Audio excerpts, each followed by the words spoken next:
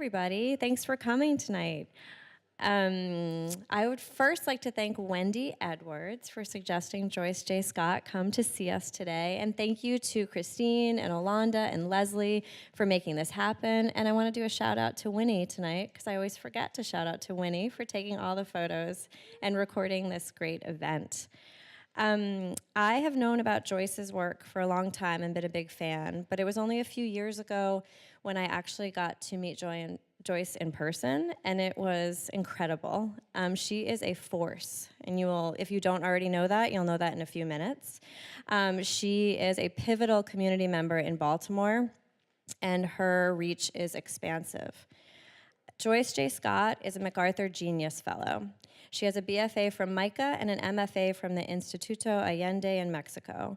In 2018, she was awarded an honorary fellowship from NYU and an honorary doctorate from MICA, so she is a doctor now. She is best known for her figurative sculpture and jewelry, but for over the past 50 years, she's established herself as an innovative fiber artist, printmaker, installation, and performing artist, with work ranging from intricate beaded forms to large-scale outdoor sculpture. Born to sharecroppers in North Carolina who were descended from slaves, Scott's family migrated to Baltimore, where Joyce was born and raised. Her multidisciplinary approach stems from a long line of makers with extraordinary craftsmanship, adept at pottery, knitting, metalwork, basketry, storytelling, and quilting, including her mother, celebrated fiber artist Elizabeth Talford Scott.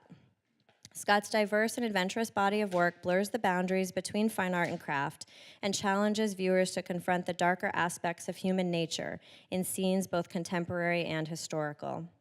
As an African-American feminist artist, Scott unapologetically confronts difficult themes as diverse as her subjects, which include race, misogyny, sexuality, stereotypes, gender inequality, social disturbance, economic disparity, history, politics, rape, and discrimination. Her art leverages its impact with her wry, subversive humor and engages hardened stereotypes that demand honest examination.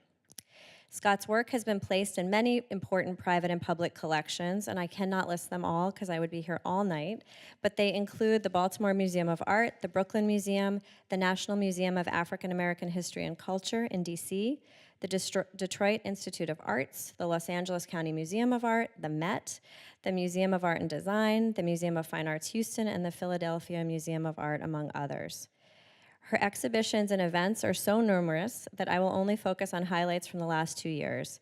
In 2017, Scott opened her largest exhibition to date at the Grounds for Sculpture in New Jersey, part of which traveled to the inaugural Open Spaces Kansas City. She closed an exhibition at Blum Gallery in New York this past November and has exhibitions forthcoming in May of 2019 at both the Baltimore Museum of Art and Goya Contemporary Gallery. Next week, she is the keynote speaker at the College Art Association's annual conference. Next week. Joyce has been the recipient of myriad commissions, grants, awards, residencies, and prestigious honors. I'm going to mention a few. She's gotten awards from the NEA, the Lewis Comfort Tiffany Foundation, Anonymous Was a Woman, the American Craft Council, National Living Treasure Award, the Lifetime Achievement Award from the Women's Caucus for the Arts, Baker Award, and the MacArthur Fellowship, among many others. Please join me in welcoming Joyce J. Scott.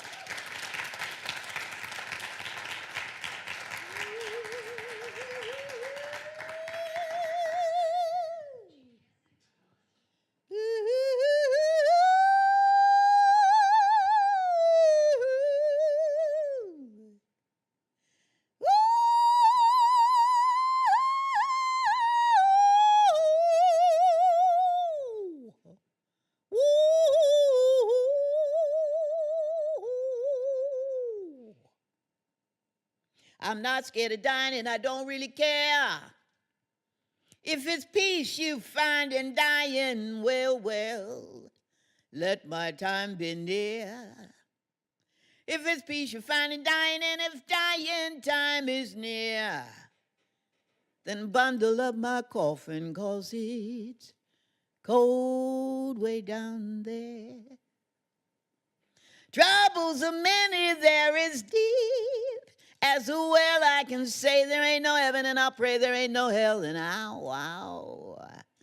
I'll say there ain't no heaven, and I will pray there ain't no hell, but I never know by living, only by dying who will tell. Give me my freedom for as long as I be. All I ask of living is to have no chains on me. All I ask of living is to have no chains on me. And all I ask of dying is to go naturally. And I only want to go naturally. And when I die, and when I'm gone, there'll be one child born in this world to carry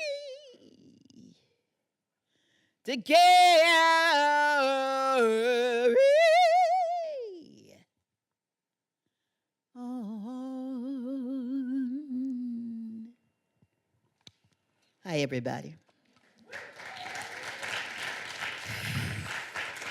I have never sang that song in the same way. That's the old Blood, Sweat, and Tears song, the Laura Nyro song. It was completely different. I don't know why that Rhode Island brought that rendition out in me. I'm very happy to be here in Rhode Island. It was 6 hours on the train, but that was not so bad. I got to see, different time zones happen, and I got to see New York at sunset with the water and the sky. It was quite nice. I'm happy to be here for you and for me because this is my 71st year. I'm 70 years old. My God, I know. But also, the more I do these, and I just hurt myself. I pinched myself so hard, I hurt myself. As I grow, I understand the real importance of doing what I do. As I do, in quotes, crits and talk to younger artists, it really shows me the importance of doing that, and it takes me back to those times when I had crits in my classrooms and studios. My name is Joyce J Scott, and I'm a child of parents from North and South Carolina who were sharecroppers. This is a picture of me and my parents, Charlie Scott Jr. and Elizabeth Caldwell Talford Scott, when we were all young and innocent. These are my father's parents, Charlie Scott Sr. and Mamie Scott. They lived in Bright Leaf or Duke, Wake County, North Carolina, and she was a quilter. Now, when I look at her quilts, I understand what people think about the prosaic African-American traditional quilts. I can hear her singing the blues or some kind of spiritual. And I also understand why people relate this directly to Africa. It looks like kente cloth or other kind of strip weavings. You know, kente cloth is that ubiquitous cloth that's on baseball caps and seen everywhere now, but it was made originally by men on a loom that was made tied around a rock and a little bit of shuttle work, and he would imbue it with the kind of energy and spirit that came out of one person weaving, and I see that in the work of my grandmother. This is my mother's father, Samuel Caldwell. He had as many jobs as he had children. He had 14 kids. 2 of them lived it to maturity. 12 of them lived to maturity. 2 of them passed. So he was a sharecropper. Both sides of my family ran stills. White Lightning, that's a drink. I'm not casting aspersions on anybody in the audience, so don't be even trying that. It's a very good joke, guys. You can listen up. I know in these times you can't make jokes about ethnicity. Well, they picked a lot of cotton. They picked a lot of different kinds of vegetables. He also worked for the railroad. He raised horses. There's stories about him coming home. They'd see him coming down the road with 14 pair of shoes wrapped around him. And people would run up to him, the kids, and go through his pockets because he had candy. And you always wanted to be the first, not the last, to get those pair of shoes, because you have to wear them whether they fit or not. And there you see one of my grandfather's quilts. Remember when I talked about strip weaving? And I'm talking about people have their own ideas about asymmetry, about lining things up because of their spirit, because of the things they were feeling and thinking. They realized that these were things that you slept under, so they were not just things that you bought. In fact, many times they'd go to a mill and swap or pay for fabric that was made from the very cotton they picked. These are utilitarian quilts. I show it to you tattered and torn because when one tears up, then you just put another quilt on top. And when my grandfather wanted to dye fabric, he had to wade in the water and get some yellow ochre clay and boil it. He couldn't go to the art store. This is his wife, Mary Jane Caldwell, the person who had the 14 children. So she wasn't in the field a lot, obviously. And she made those utilitarian quilts. Those quilts made of big swaths of fabric. They were made to keep you warm because blankets cost a lot. But I also see them as diaries for pre-literate people because they were many times made out of the fabrics that people couldn't wear or use anymore, but then they were turned into quilts because they were storytellers. For people who didn't read or write very well, they had to have a way to keep their family history. So many times they do these quilts together, and when someone like me, who's traveled the world and is full of herself and thinks she's everything incredibly good, and as well as Hawaiian kettle cooked chips, you know that person, who comes down to the family, and I don't care who you are. Your name may be Marcelo. It may be Orlando. It may be like Gwynguasha. It may be like Rocco. Everybody has an aunt like this. Child, come on over here and give your auntie a big old hug. And you know, you're just so full of yourself. You mean me? Yeah, come over here and sit right here. But that's tattered and torn. Now, for the old people, you know that was Betty Davis. For the young people, you don't even know who that is.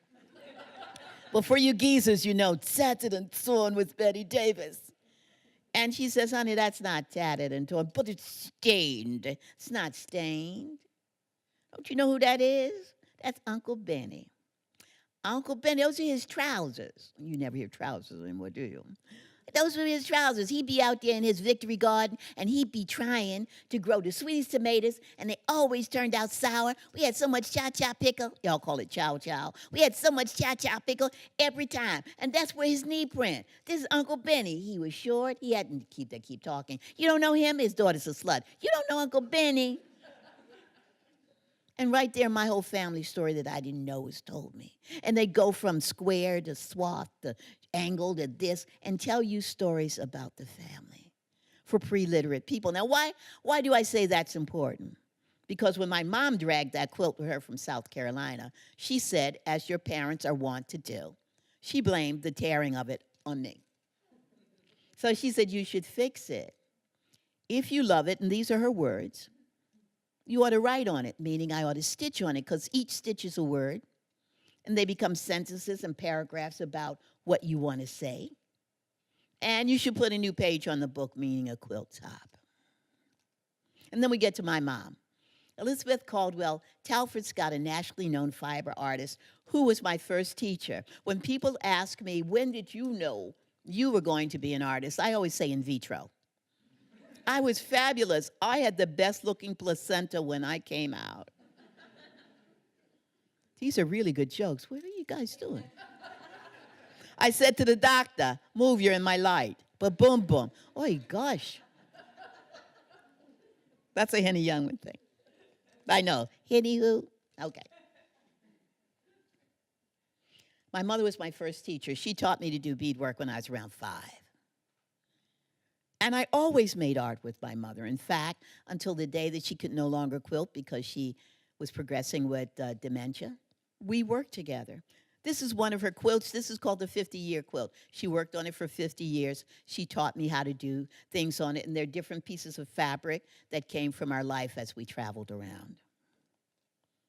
These are 2 of my mother's pieces. The one on your left is a quilt that's at the Delaware Museum, or it's owned by them. I don't know if it's still up. It's called Grandpa's Cabin. All of these are allegorical, they're storytellers. She said those are the stars that they would see at night. You know, we who live in the city, we don't see the night. We sort of see it, but there's always some kind of light on. Now, I'm a city girl. When I go into the country, I'm very frightened because there are no lights. It's really dark. And when you look up, it's just this pantheon of stars everywhere. That's what they saw. And the family story was every year, the snake who lived under the house would come to the front door, and that wasn't a knock. There's nothing hard. Wait. And knock on the door. And her father would kick the door open, boom, and shoot at the snake, and there'd be nothing but his skin left on this. Okay, those are the kind of stories that went along with quilts. So under that kind of house shape are snakes, and they're different bugs. The other piece is one of my birthday presents. She also did prayer cloths, things that you put on yourself or you put it on a couch or something and lean against them, and you'd pray or you'd find great strength from it. My mother was a great inspiration for me because she was not a rule. I mean, you know, she really didn't listen to people. She'd say things like, why do I have to make a quilt a square or rectangle? When you get under it, it's going to change its shape anyway. Why can't I put rocks and buttons on my quilts? If you get under it and you're not by yourself, it's going to be all right. You get it? Oi, I can't even imagine who I'm in the room with. My mother's used bugs, she used buttons and rocks and stones and beads, you name it. She put it on the work. She taught me to be this rebellious person. My father was very different. My father always wanted me to be like a social worker. He liked that kind of, you know, the valor you get, the way people look at you. He also was so sure that I would come and ask him for money that I really would have to have a real job. I never did. Only once he said no, and then I never did again. I didn't show you, but I'm my mother's only child, but I have two sisters and 2 brothers via my dad. My older sister does art, the other doesn't. Okay, what do I do with all this institutional work? What do I do? My mom helped me go to the Maryland Institute College of Art. I had just become a college. It was called the Maryland Institute. I think that was 1857 when I graduated. I always tell them I was the first slave to get their degree, and everyone is chagrined. Black people and white people are like, that's not funny.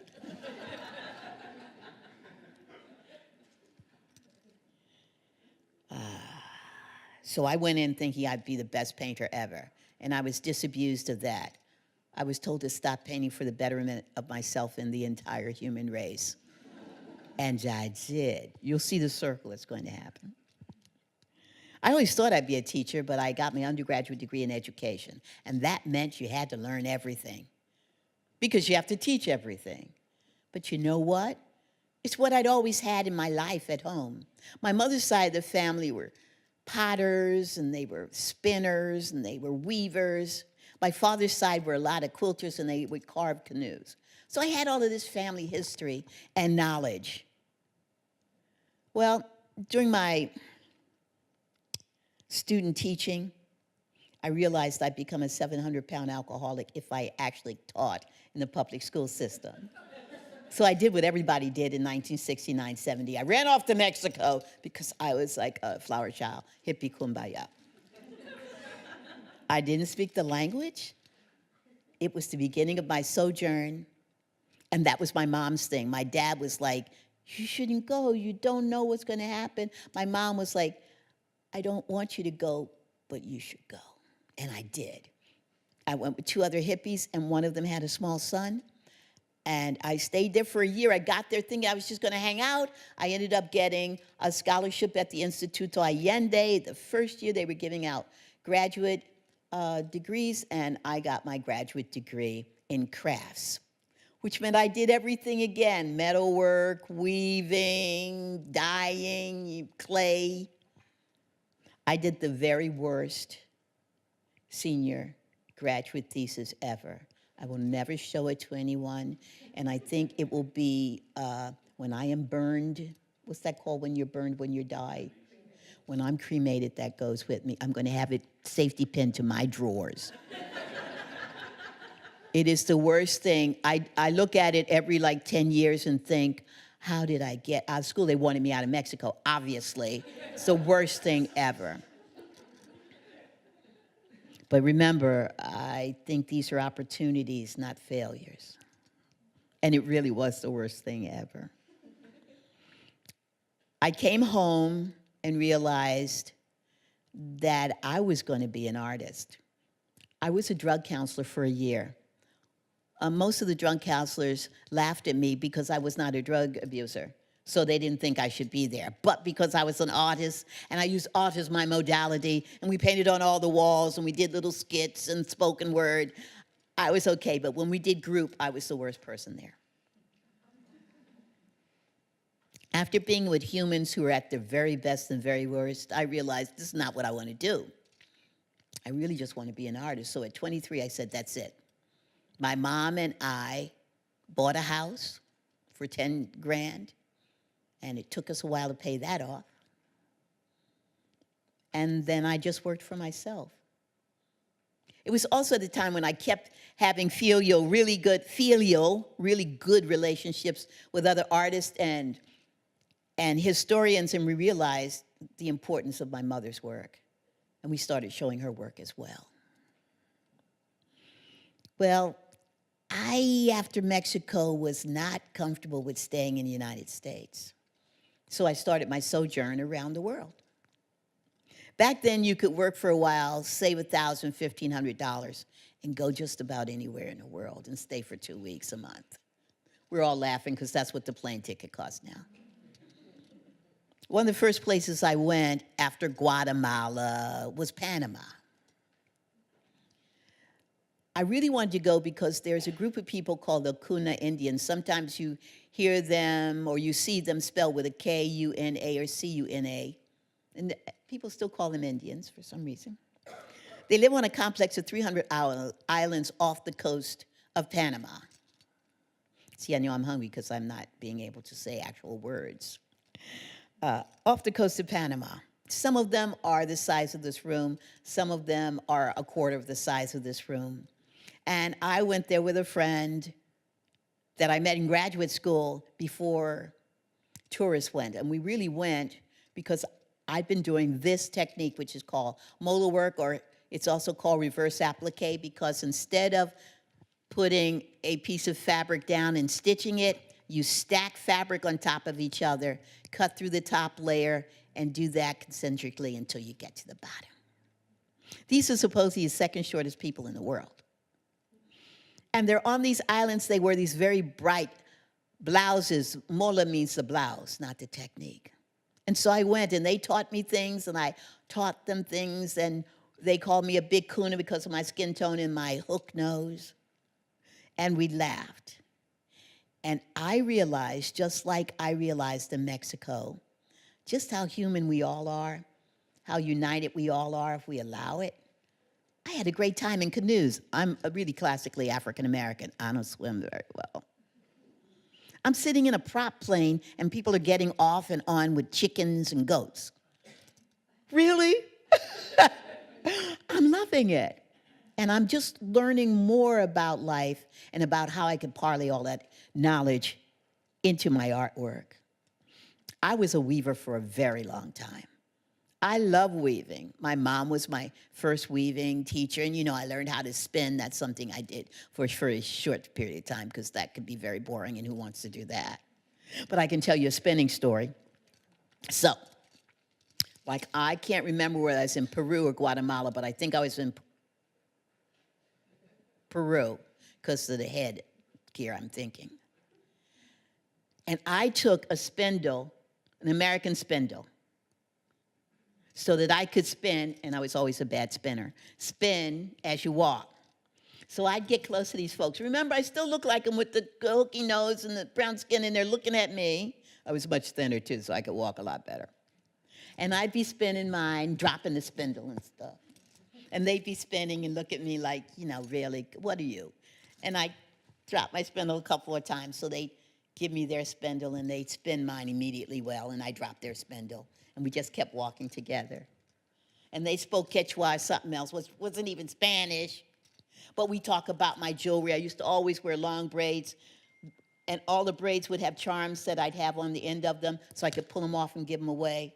And they'd look, and we'd go to their kiosk, and as they were sitting up, they would tell me about what they wove, and I'd tell them what my parents did and how they wove things. And I had a connection with human beings that I wouldn't have had if I was just in my studio in Baltimore. And I have to tell you that literally 50 years ago, there wasn't, at least at my school, international studies.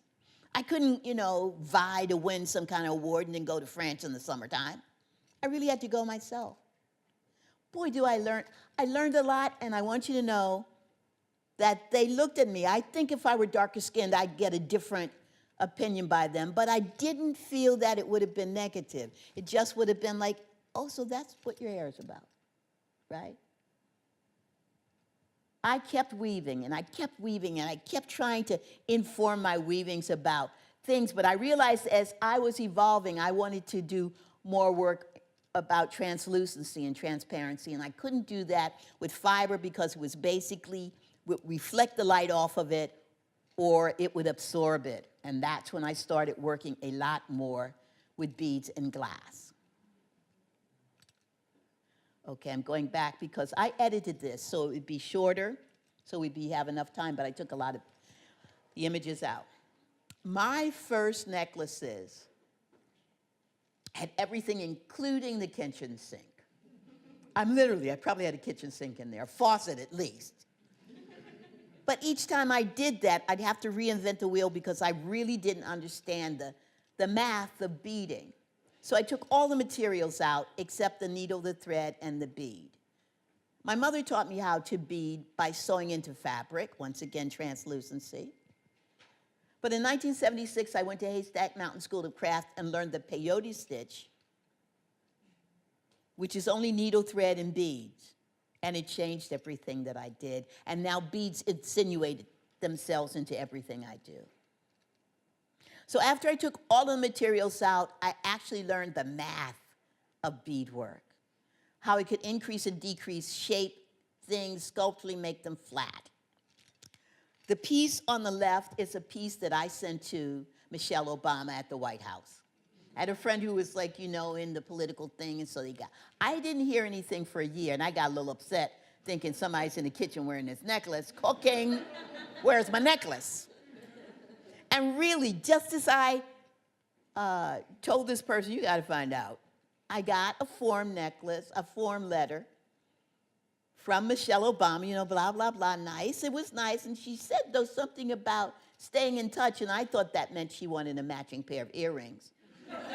Because I don't think Michelle Obama wants to talk to me. But if you look at that necklace, that doesn't have images in it or anything. It just is about making lines, making things happen with needle, thread, and bead. I tell everyone when they ask me, well, how did you have a life starting at 23 and, make a living? Beadwork is entry-level buying. It's entry-level collecting. I still do a Christmas show with friends where my cheapest pair of earrings is $10. It's not only because I can make money, it's the way that I pay back my community who've supported little Joyce forever, but don't have $20,000 to pay for a necklace. But they come all the time. We talk about junior high school, and it's also a way for them to teach their children to buy art by having something that they can actually afford and talk to you about colors and materials. So for you who are thinking, boy, would I like to go to Spain this summer, you could augment that money by making jewelry or by making a garment. Now, I'm wearing the lavender necklace. I tried to sell this, but it kept coming back to me, and I said, that's because it's mine. And it's mine because this is one of those kind of life-changing events. When I was making this necklace, I learned so much. Not only about me, but about the making of the necklace and about my studio time. I don't know if you've seen this, and I said this to one or two of my folks earlier, but I am an uncertified multiple personality. That's a lot of ego. That's 9, 10 different egos. For me to leave my ego at the door of the studio and just go in and luxuriate in the making of art is a big deal for me, for all of me's, but I do. And I did this overtly in the making of this necklace. I never made a necklace like this before or since. The way I put together, there's stones in this. I put images, there are photographs in it. The way I created this piece was an eye-opener to me about submitting to the medium, to the process, and to my great blessing of even having a studio and the ability to make this artwork. So that's what I would give to you. I would like to sell it to you for a small amount of money, but since you're students, that's all you have is a small amount of money.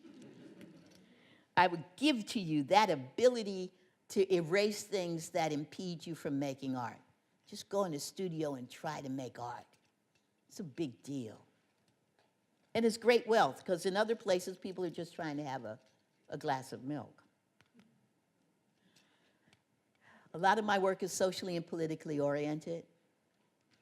I'm not a politician or a preacher. My best voice is as an artist, and I am angered and filled with joy by the same things that you are by plumbers and teachers and people who work in delicatessens. But how do I speak to it? I do it through my artwork. I don't know if racism is natural. A lot of people say it is and it has to be learned. Maybe that's true. Maybe it's nurture and nature. Whatever it is, it not only exists, but I think it's the bane of our existence. I think choosing people to love them or hate them by something they had nothing to do with. I was born this way. I didn't have a thing to do with it. How smart is that? Is that a smart thing? Is that logical? How many people do we dismiss from our lives who could be the brightest light for us ever because they're a different ethnic group? Because you don't like the texture of their hair. Let's talk about what? So I speak to it and other problems like that. Misogyny. I talk about it because it just doesn't seem to make sense to me that if they're men and women, that a man would hate a woman for being a woman and vice versa. I don't get it. So these two pieces started with a series called the Nanny Now, Nigger Later series. My mother told me, because I don't think I told you that both my parents not only were sharecroppers, but they went to one-room schoolhouses. And my mom says that her schoolhouse had a sheet in the middle. Now, the kids, before they went into class, played with each other, right, out in the front yard. But when they went in, the white sharecroppers were separated from the black sharecroppers. You were just playing with them. The white kids got the books first. The ones who were wonderful just wrote notes to the person who would get the book a year later. The ones who were horrible wrote terrible things in the book. My mom said the worst thing for her was to raise a child, stay with a family for a while, and have a child call her a nigger. Now wait, it's not like this kid was out at the bar, right? With people figuring out how to say this word. So the very people that she worked with every day were speaking about her when she wasn't there. Wow. So the piece on the left is about a woman who's married to a white man when it was not really possible. She's holding a ambrotype, which is a glass photographic technique, with his image in it, and there's a little boy who is the issue of their love who's peeking from behind that apron. The metal talks about what this person may be in society. So copper is a transmitting metal. It also is not a super expensive metal. The other one is where the nanny is platinum to this baby. Not silver, but platinum.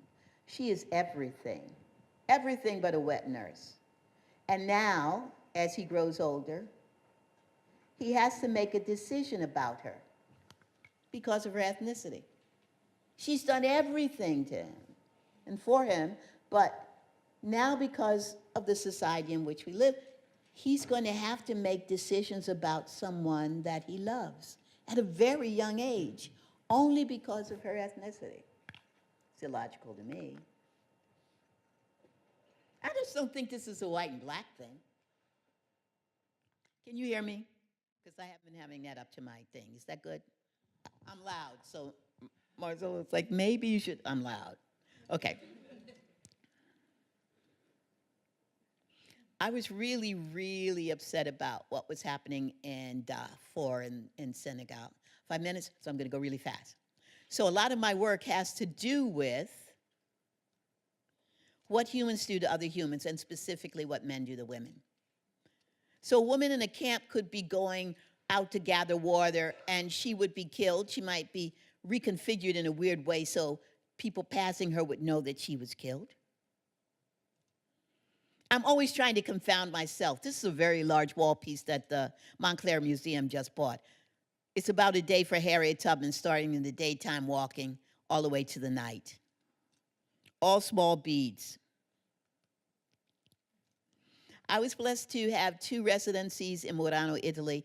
That's a whole story another time about a fat old black woman going to Italy to work in a glass studio where not only do they not usually have women, but an old black woman from Baltimore, underline Baltimore, big red wig and fabulous clothes.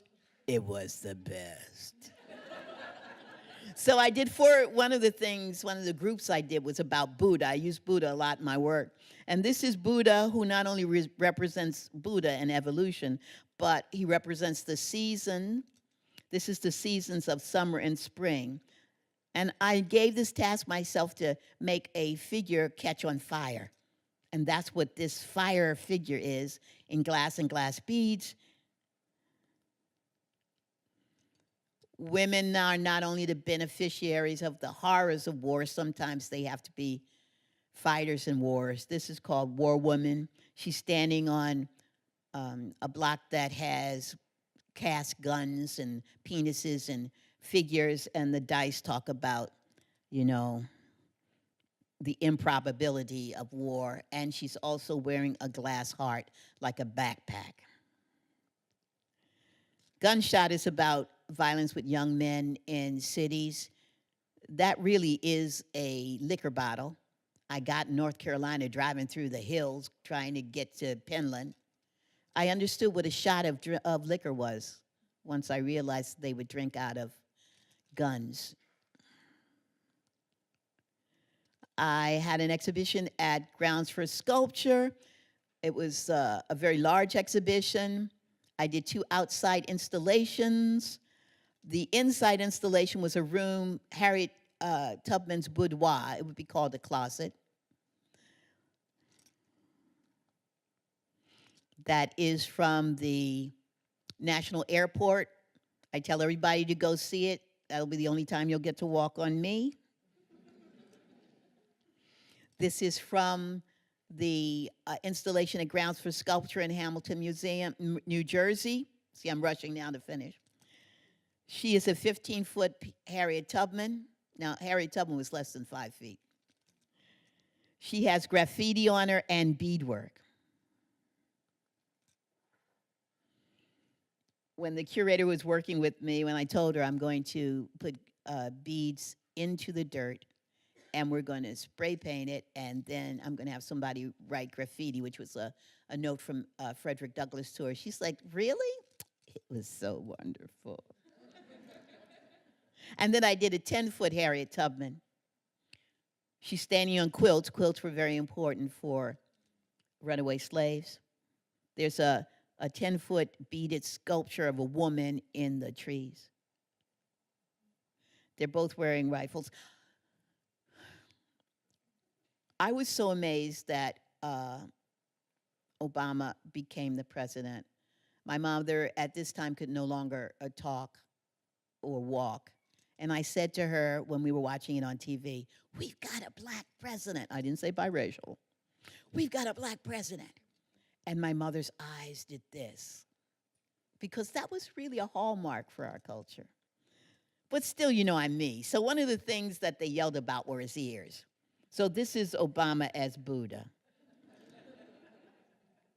Now, if you haven't figured out, I am a theater person, an old theater hag. I've done that for years. For years, I was with Kayla Wall, the left. All of the 80s, I worked with Kayla Wall on your left side. We were called the Thunder Thigh Review. We traveled all around the United States, Scotland, Holland, Canada, doing original work, music, and really theater. It's like vaudeville about the social ills of our time. You can tell that I was much younger, much thinner. We had lace and corsets, unfortunately. Now the cellulite on my thighs look just like that lace. It's a disheartening thing. I worked with another group. I worked with many groups, but then I realized that for me, the real challenge was to do performance on my own. My last piece was called Walk a Mile in My Drawers, where I did original music and just original writing. After working on my own for a long time, I started working with Lorraine Whittlesey. We're called Ebony and Irony. You get to choose who's who. We do a lot of original music as well as music. When I talk about working maybe in the community or hanging out, I also do, you know, spoken word and improvisational music with young artists in Baltimore. This is a woman, her name just ran out of my head, but she does a lot. She's got her own group, and she does a lot of spoken word and music. And the final one is of me and my mom. That's my mom at the end of her life in our living room. I hope you all have the opportunity of being with someone who's aged and learning from them. There's nothing like it going from your life to the end, because I am one child born because of her and many others. I am one child born left. I am one child born left to carry on, on, on, on. I'm carrying on. Thank you.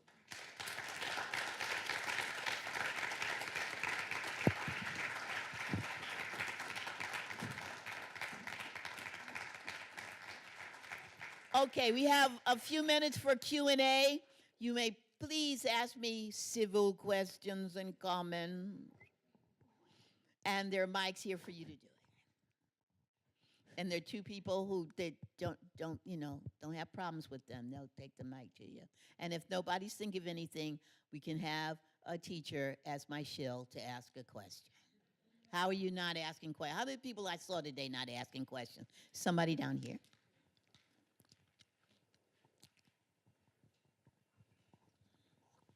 Or comments. First of all, thank you for coming, and also you're very funny, which I think like we all sort of, yeah. My question is if you have any words for people who want to do art with their life in any capacity, just like, so like I personally want my life to be fully art, like immersed in it. So if you have any words. I can say that when I was talking about my life, it was very different. I can't even believe that the world is that different. I was before computers. And the real difference is that people would have to band together to do things because they couldn't do it on email or anything else, from far away. So people had really art collectives. They still do. But people were very hands-on, and that's real one difference. One of the things I say is band together with other artists. There's nothing like it, especially, hey, and you in graduate school and undergraduate school, if you have people that you really like, cleave with them, stay close, because that's the rest of your life. And you'll evolve together. Another thing is find something that you like to do That's art that you can make money off of. So I make money off jewelry. I love doing jewelry. And let me say, jewelry is a collusive thing. It's not just that I like making jewelry and I make beautiful jewelry. The person who buys it and who wears it is colluding with me.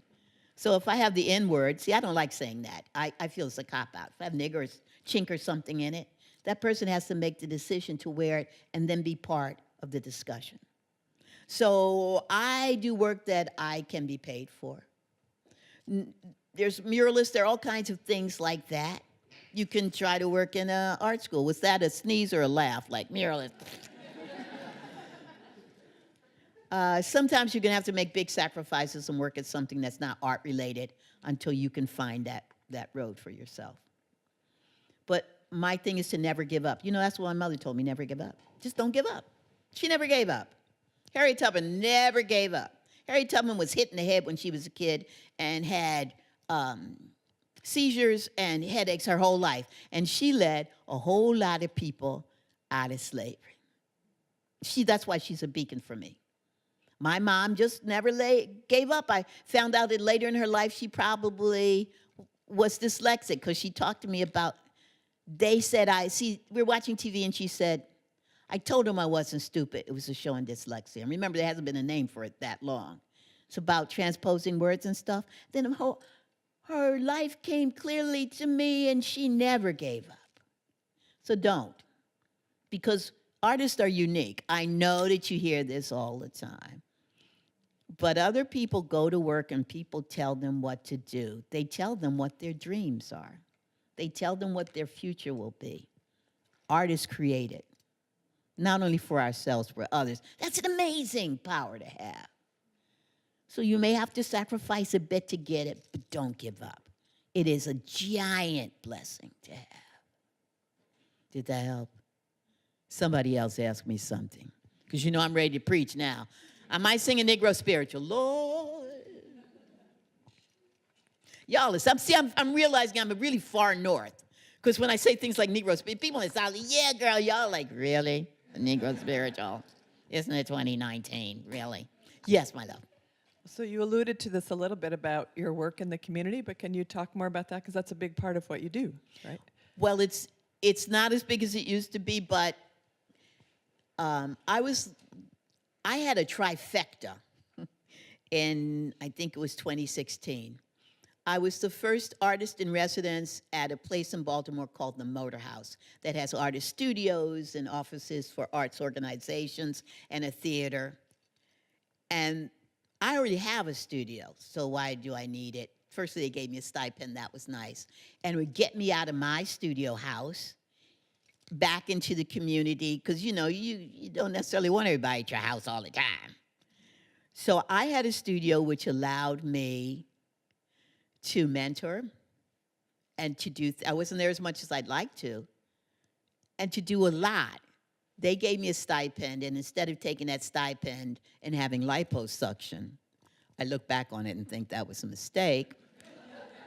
I took it and I used it for materials and others and scholarships and things, so we'd have everything to work with. And I did that for a while. When we had the, this isn't my blowing my horn, this is just answering your question. When we had the uprising in Baltimore, it was all on TV, and some people called it a riot, but it's really uprising. That literally happened around the corner from my house. And so as people are walking by, you know, and some people are tearing up some things, but it's really more of a march. It's not really, although they did set alight the CVS and that whole thing went up in flames. I thought, well, what are these kids in my block feeling about this? If I were their age, I might be scared, or I might need something. So I went from door to door and asked if I'm going to give a jewelry making class this weekend, and I have all the supplies and everything. They just have to come. And I got the mayor of my block, the mayor of Woodbrook Avenue, because he has a lot of rental properties, to give me a place so I could gather. And it's difficult. It's hard out here for a pimp, y'all. So I went there on Saturday, and nobody was coming, and knocked on the door, and we forgot. Well, I didn't even say, because they didn't say, we'll be right over, we forgot, which means we're not even going to come. I got around 4 people, and I had 3 other mentors, and we made jewelry all day and talked about what was happening. One young woman made jokes that she just, life's so hard. I think I might just go out on the street.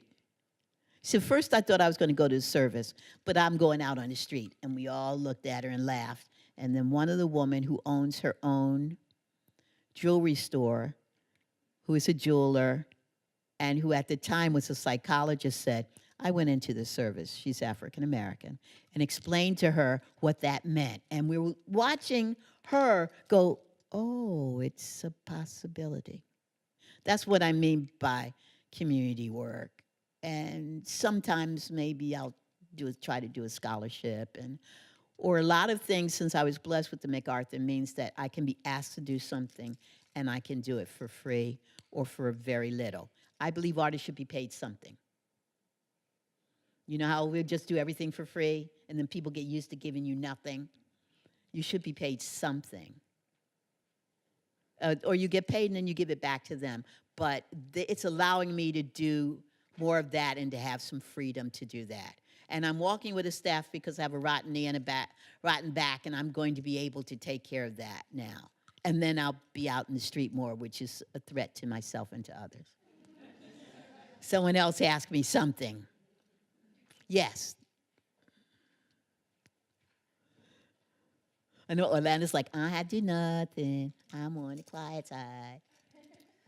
I am so grateful for your presence here. I find it incredibly inspiring. And I have 2 comments. One is that to see your family, to see your mother and father, your grandparents, to become part of your family through your work is really amazing and something that contemporary artists don't do. Yeah. And it's incredibly powerful as a woman to see that and see you doing that in your work, in your presentations about yourself. You're unashamed. You're proud of it. And it's a huge part of your work. So thank you for that. Thanks. And I also, maybe in response to one of the students, but directly related to what you told us, you bought a house with your mother. And owning something that is your home, that you can never get kicked out of, I think really grounds people as artists so that then they can go forward and do the work that they need to do. I've spoken with people who have moved to places where homes are inexpensive, and they've put their studios in their homes, and they've been able to work. And so you are proof of that. Thank you very much for reminding me. I was just on a panel with Paul Rucker, Amy Sherald, Leslie King Hammond, and Lowry Sims. Now, these are heavy hitters, right? So we're all on there. And a young woman in the audience said, well, what would you suggest that I do as an artist? And I said, buy property, buy land. And she was an African American. And I said, those of you who are not African American, who are out there, they're coming for you next. So all the young artists who get together and they rent a giant industrial space and they're fabulous, you're next. You need to own so that you have power when you talk to your congressman or councilman about why this and that should happen. I bought my house in 1973 with my mom. 20 years after that, I bought the house directly next to it. They're really 4-story houses. I live in one and have a studio in it, and then the other house is studio, laundry, and storage. I am autonomous. I don't have to leave if I don't want to. Every time it snows, I walk around in my dirty, not dirty, but like ragged drawers, and those slippers. No bra, that alone is dangerous. No wig, the heat's on, I have TVs everywhere, and I'm making artwork. I'm not beholden to anyone in that regard. And she's made a very good point. As long, and you can move to other places, or you can secure a place with someone, pay for it. Here's another thing, don't get it and not pay for it, right? Pay for it, and then maybe turn your whole block into an artist block. This is what we've been trying to do in our block, but I live in Baltimore, and I live in an area that's sodden with drugs. So it's hard for people to think, although that's where artists usually do. We go into those areas, and then we change them, and then because we don't own them, somebody comes and gentrifies them, right? So It would be great to even have a little community that had that, or to take a large building and everybody take a share in owning it and turning it into something great. That's very important, because no matter what, you're a citizen. It's like, I don't want anybody to think this is really pie in the sky. You know, I'm in the house, and I have visitations, and from emanations who tell me I'm a citizen who has to pay taxes and everything else. So I must maximize what I do, not only for myself, but for my community. And sometimes it's not teaching. Sometimes it's just being a good citizen. That's social activism. Anybody else? Well, if not, let me close with this, because this is really important to me, and I keep learning as I go. Firstly, at 70, don't ever stop learning, folks. Don't ever just settle. Sometimes in my life I've settled. You see, I'm fatter than I should be. I'm walking with a cane when I should have a knee operation. My house is such a dirty pit that the mice wrote on the glasses in my sink, "Wash me." I'm serious. Ghosts don't even come to my house. They're like, I've given up. But about the arts, I'm fearless. I will not give up. I won't let you tell me who I am. I tell you who I am. I won't let you tell me what to do. I do what I do. And because of that, I've had a long life as an artist. Another thing that I've tried to do my whole life is be not only real with myself, but be real with others. When I say real or authentic, I try to always hold myself to a standard that's higher than I even think I can get to. And in that way, I'm trying to do well by myself, but it means that I seldom, and I'm not saying always because I'm human, try to take advantage or belittle others. And the one thing that I have got the cojones enough to say at this age is that I'm the one. I'm not looking to be one of the ones, you know, one of them. I intend to be the one. That is not hubris. I know what you're thinking. Oh, she just, who is she? And what the? And no.